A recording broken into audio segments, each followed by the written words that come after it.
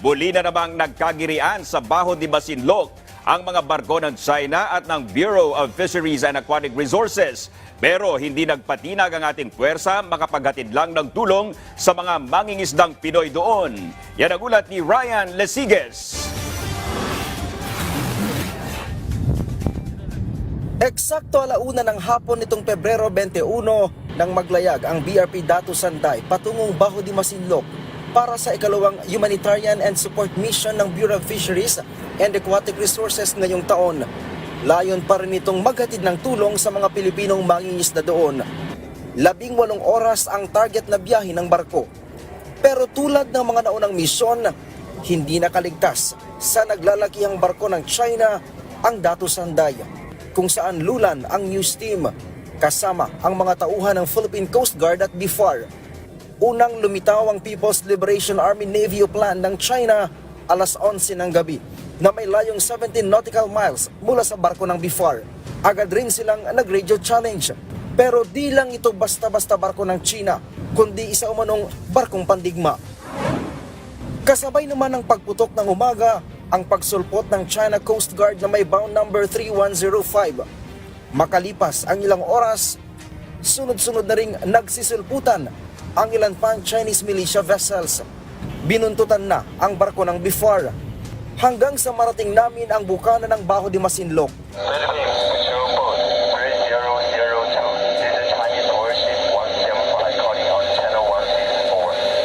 Pasado alas 8 ng umaga nang muling makatanggap ng radio challenge ang aming barko. Sa pagkakataong ito, mula naman sa Chinese Coast Guard, agad itong sinundan ng mapanganib na maniobra para harangin ang BRP Datu Sanday. Sa pinakaunang pagkakataon, sumali din sa pagharang ang isang Chinese fishing vessel. Naglagay din ng floating barriers ang mga barko ng China. The Philippine Coast Guard was able to monitor the activities of the Chinese Coast Guard noong February 22, umaga, around 7 a.m. That the Chinese Coast Guard is once again placing the barrier dito sa bunganga ng Baho de Masinloc. Nasa bungad na sana tayo ng Baho de Masinloc pero hindi tayo makadiretso sa loob dahil paulit-ulit na tayong iniikutan ng China Coast Guard na ito na may bound number 3105. So hindi tayo makadiretso sa loob ng Baho de Masinloc. At dumami na rin yung Chinese militia vessel na nakapalibot sa atin kanina. Nasa 6 lamang na barko lahat pero ngayon mapapansin natin na talagang mas dumami na sila at mas lumalapit na sila sa barko na ating sinasakyan. 4 na oras nakipagpatintero ang barko ng BFAR pero hindi nagpatinag ang mas maliit na barko ng Pilipinas. Matagumpay nitong naihatid ang ayuda at nakalapit ng 200 metro mula sa mismong bahura ng Baho de Masinloc. Mga kaway mula sa mga mangingisdang Pinoy ang sumalubong sa barko na aming sinasakyan. Agad ding sinimulan ang pamamahagi ng ayuda. Pero sa kasagsagan ng pamimigay ng krudo ay sumulpot ang isang Chinese rib at inusisa ang ginagawa ng mga tauhan ng BFAR. Nilapitan din nito ang isang mother boat ng Filipino fishing vessel. Masaya ang mga mangingisdang Pinoy sa pagpapakita ng PCG at BFAR sa Baho de Masinloc. Kaya nga po na kami nagpapasalamat kami kasi po yung ito pong lugar na to hindi po napapabayaan ng BFAR ng lugar po natin na hindi po mag-ari yung China. Kaya po nagpapasalamat kami na kahit kami lang po yung mangingisda dito na pupunta po yung BFAR dito, nagpapalakas loob sa amin na makapangisda pa po kami dito. Sir, malaking bagay yun sir para yung karapatan natin sir dito sir para mag-isa talaga sa akin to sir. Sa ikalawang araw ng misyon, tuloy pa rin sa pagbabantay ang mga barko ng China. Nagpalipad din sila ng isang helicopter mula sa kanilang warship. Sa pinakapambihirang pagkakataon nga sa tulong ng Philippine Coast Guard at ng BFAR, nakatapag ako mismo dito sa bahagi ng bahura sa Baho de Masinloc. Isa ito sa mahigpit na binabantayan ng mga tauhan ng Chinese Coast Guard at yung mga mangingisda dito ay hindi basta-basta nakakalapit dito dahil kwento nila sa tuwing lumalapit sila dito ay sinusundan sila at pilit silang itinataboy ng mga tauhan ng Chinese Coast Guard. Napakaganda. 44 na mother boat ng mga mangingisdang Pinoy ang nakatanggap ng mahigit 40 tonelada ng gasolina na dala ng BFAR. Matapos ang matagumpay na misyon, oras na para bumalik sa Port of Kapinpin sa Bataan ang aming sinasakyan.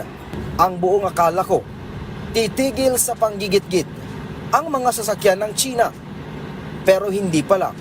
Muli na namang nagsagawa ng dangerous maneuver ang tatlong Chinese militia at ang CCG na may bound number 3105. Umabot pa sa pagkakataong nasa 20 metro na lang ang layo ng isang barko nila sa BRP Datu Sanday. Ang mga barko ng China nakapwesto sa harap, gilid at likod ng barko ng Pilipinas. Patuloy naman ang pag-iwas ng aming sasakyan para mapigilan ang tiyak na panganib. Nanindigan naman ang PCG na magpapatuloy ang pag-iikot nila sa Baho de Masinloc sa kabila ng pangharas ng China. Kami po sa hanay ng Philippine Coast Guard at ng BFAR ay nananatiling committed para tuparin ang pag-uutos ng ating Pangulong Bongbong Marcos na siguraduhin natin na we're going to maintain our presence in Baho de Masinloc. The primary objective of the rotational deployment of both BFAR and Philippine Coast Guard in Baho de Masinloc is to ensure na mapoprotektahan natin ang karapatan ng ating mga Pilipinong mangingisda. At pangalawa dito ay makapagbigay tayo ng ayuda.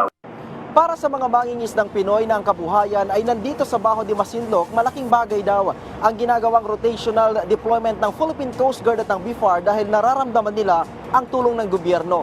Nagkakaroon din daw sila ng dagdag na lakas ng loob para manayang makapangisda sa lugar na pagmamayari ng Pilipinas na pilit na inaangkin ng China.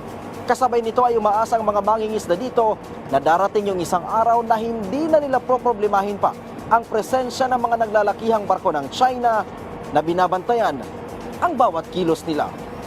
Mula dito sa West Philippine Sea, Ryan Lisiges para sa Pambansang TV sa Bagong Pilipinas.